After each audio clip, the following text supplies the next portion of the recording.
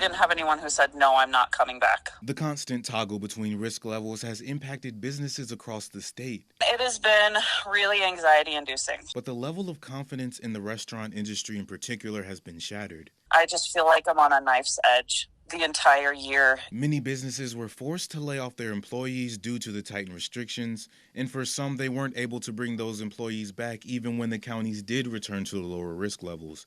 Emily Chappell, the co-owner of Old Nick's Pub in Eugene, was in that position just a few months ago. You never know what's going to happen. You don't know if you're going to be able to pay your rent. You don't know if you're going to be able to pay your staff.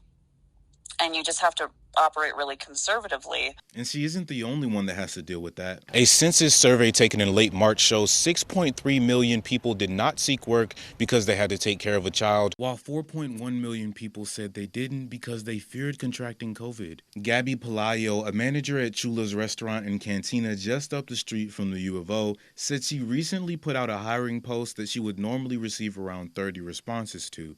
But this time around, I got one response back. She says she can't exactly pinpoint the reason for this. It could be with unemployment. It could be that people are afraid to get out. But she knows the restaurant industry is extra volatile right now. We are with contact of hundreds of people throughout the day. According to a national study, the growth rate for restaurant employment is trending upward, but it's still around a 14% slower rate than before the pandemic. Reporting from Eugene, Chris Lindsay, KEZI 9 News. We also did ask local business owners on Facebook if they've had trouble finding employees, especially with recent risk level changes in our state. Here's what some people wrote.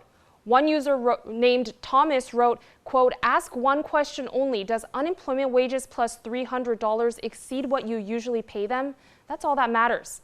And user Casey wrote, "Employers aren't losing their employees. Employees are quitting/getting fired because they make basically the same amount or more while on unemployment." Many users on Facebook claimed that federal assistance was incentivizing people to stay home. However, we did get an anonymous email into our newsroom suggesting an opposite sentiment. The person wrote to us, quote, "I talk to workers every day and spoiler alert, no one is living large on PUA. People don't want to risk their life dealing with COVID for minimum wage."